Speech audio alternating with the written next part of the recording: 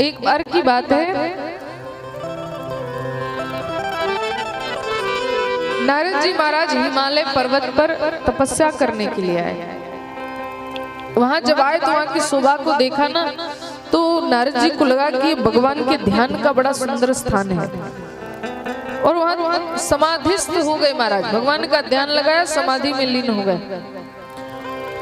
और इधर यह बात इंद्र को पता चल गई। इंद्र ने कहा देखो, अब इंद्र जो कोई भी इस भारत में तपस्या करता है ना, संसार में कोई भी तपस्या करे, इंद्र को लगता है कि मेरे इंद्रासन के लिए तपस्या कर रहा है। कुर्सी का बड़ा भय लगा रहता है। आज भी समाज में कुर्सी के लोगों बड़े मरते हैं, कुर्सी का भय बना ही रहा आज तक। इंद्र जो है, इनको लग रहा है मेरी कुर्सी न छिन जाए, इंद्रासन न छिन जाए। कामदेव को भेज दिया, जाओ नारद जी के तपस्या को भंग करो। काम आया, नारद की तपस्या भंग करना चाहा महाराज। सारे बाण विफल हो गए, सब तरह से अप्सराओं को प्रकट किया, सब कुछ किया कामदेव ने, लेकिन तनिक क्षण मात्र भी नारद जी को विचलित नहीं कर पाया काम। अब कामदेव को लगा कि मैं तो फेल हो गया, लेकिन अब नारद जी मुझे कहीं क्रोधित होकर के श्राप न दे दें, इसलिए नारद के शरण में आ गया। लगी प्रशंसा करने नारद की। नारद का ध्यान खुला, कामदेव को देखा, शांत रह गए महाराज। कामदेव खूब प्रशंसा कर रहे, क्योंकि जानते हैं कि जो मैं काम के द्वारा नारद के कार्य को न बिगाड़ सका, मैं प्रशंसा के द्वारा बिगाड़ सकता हूँ। बड़ी सावधानी से रहना, प्रशंसा से बड़ी दूर रहना, सीधी बात है। कोई बड़ी प्रशंसा करे ना, क्योंकि प्रशंसा ही अभिमान का जन्म कराती है महाराज। प्रशंसा हुई नहीं कि हृदय में अभिमान अंकुरित हो जाता है, और नारद जी के साथ यही हुआ। जो नारद काम क्रोध और विजय, लोभ काम क्रोध पर विजय प्राप्त किए, वही नारद काम क्रोध और लोभ तीनों में लिप्त हुए हैं। कैसे, पूरी कथा सुनना। नारद जी ने काम क्रोध लोभ तीनों को जीत लिया, लेकिन आज हृदय में अभिमान हो गया।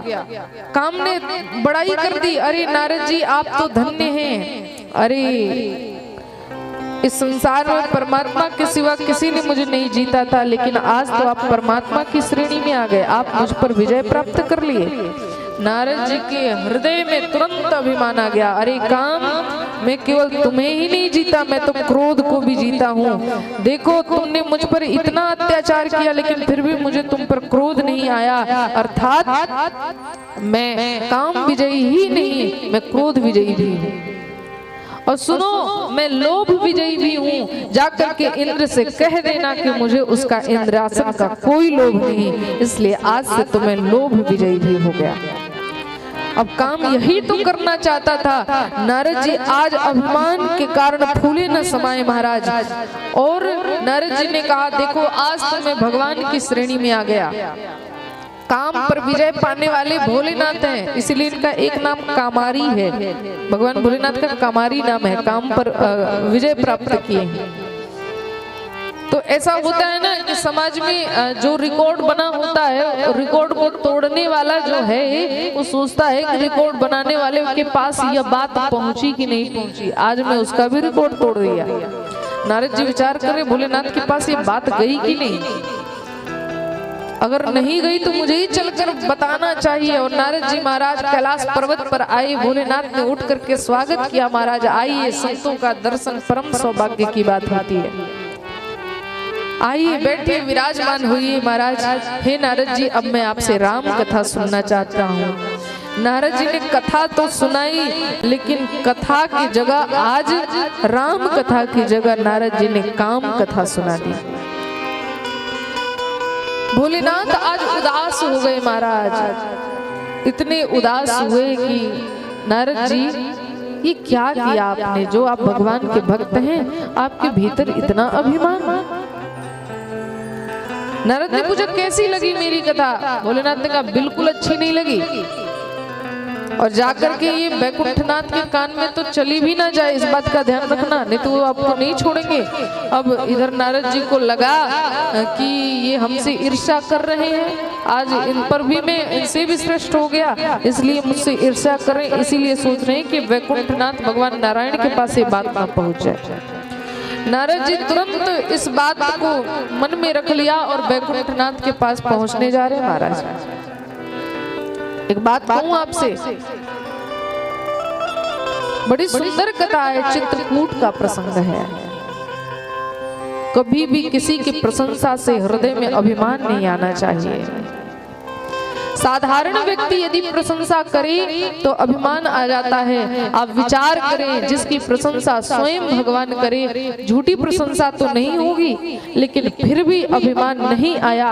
किनके हृदय में? हमारे भरत जी के हृदय में। चित्रकूट का दिव्य प्रसंग है। जब भरत जी महाराज भगवान को मनाने के लिए गए तो भगवान ने बड़ी भूरी भूरी प्रशंसा की भरत जी की।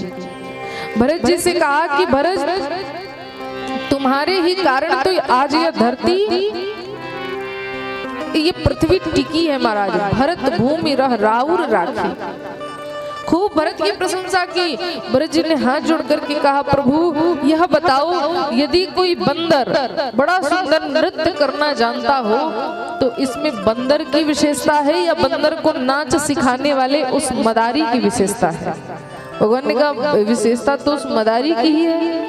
एक बात बताओ प्रभु, यदि कोई तोता खूब राम नाम जप ले, बहुत कुछ कहना सीख जाए, तो इसमें उस तोते की विशेषता है या सिखाने वाले की विशेषता है? भगवान ने कहा, सिखाने वाले की विशेषता है। तब भरत जी ने कहा, प्रभु हम तो आपके हाथों के बंदर हैं, आप हम सब को नचाने वाले मदारी हैं। महाराज हम सभी भगवान के हाथों के कठपुतली हैं। इसमें मेरा क्या गौरव, इसमें मुझे क्या, मेरी क्यों प्रशंसा कर रहे हैं? ये प्रशंसा तो आपकी होनी चाहिए प्रभु, क्योंकि ये जितने कार्य हो रहे हैं ये सब आपके ही बल पर हो रहे हैं। और संसार में प्राणी को हमेशा यही कृतज्ञता भगवान के प्रति ज्ञाप्त करनी चाहिए कि हे नाथ, ये जो कुछ भी हो रहा है सब आपके ही बल पर हो रहा है। कभी